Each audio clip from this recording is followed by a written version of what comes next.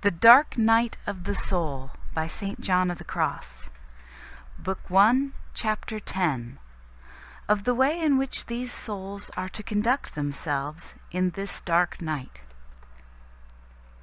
During the time, then, of the aridities of this night of sense, wherein God effects the change of which we have spoken above, drawing forth the soul from the life of sense into that of the spirit, that is, from meditation to contemplation, wherein it no longer has any power to work or to reason with its faculties concerning the things of God, as has been said. Spiritual persons suffer great trials, by reason not so much of the aridities which they suffer, as of the fear which they have of being lost on the road, thinking that all spiritual blessing is over for them, and that God has abandoned them, since they find no help or pleasure in good things. Then they grow weary, and endeavor, as they have been accustomed to do, to concentrate their faculties with some degree of pleasure upon some object of meditation, thinking that when they are not doing this, and yet are conscious of making an effort, they are doing nothing. This effort they make not without great inward repugnance and unwillingness on the part of their soul, which was taking pleasure in being in that quietness and ease, instead of working with its faculties. So they have abandoned the one pursuit, yet draw no profit from the other. For by seeking what is prompted by their own spirit, they lose the spirit of tranquility and peace which they had before.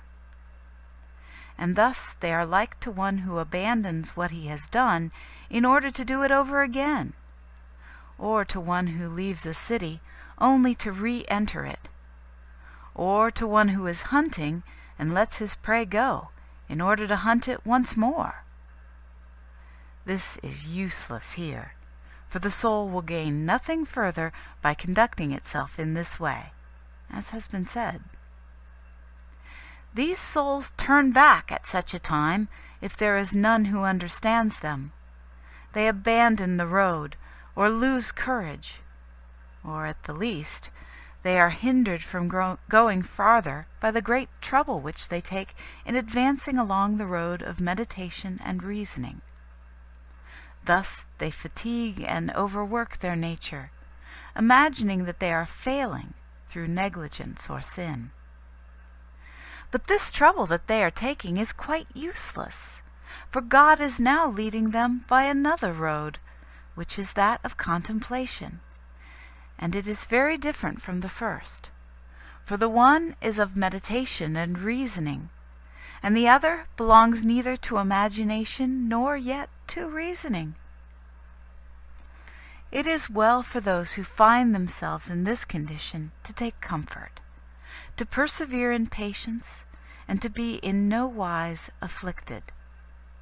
Let them trust in God, who does not abandon those that seek him with a simple and right heart, and will not fail to give them what is needful for the road, until he bring them into the clear and pure light of love. This last he will give them by means of that other dark night, that of the Spirit, if they merit his bringing them thereto. The way in which they are to conduct themselves in this night of sense is to devote themselves not at all to reasoning and meditation, since this is not the time for it, but to allow the soul to remain in peace and quietness, although it may seem clear to them that they are doing nothing and are wasting their time, and although it may appear to them that it is because of their weakness that they have no desire in that state to think of anything. The truth is that they will be doing quite sufficient if they have patience and persevere in prayer, without doing anything themselves.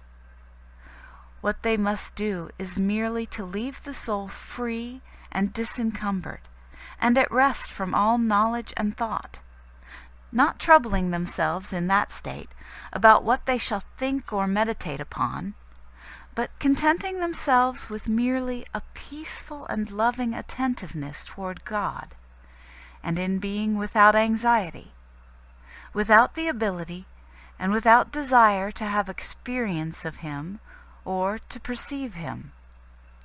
For all of these yearnings disquiet and distract the soul from the peaceful quiet and sweet ease of contemplation which is here granted to it.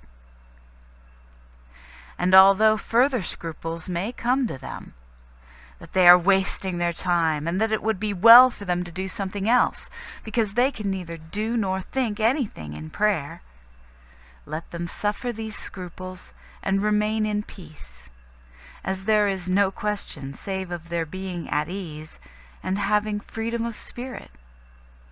For if such a soul should desire to make any effort of its own with its interior faculties, this means that it will hinder and lose the blessings which, by means of that peace and ease of the soul, God is instilling into it and impressing upon it. It is just as if some painter were painting or dyeing a face.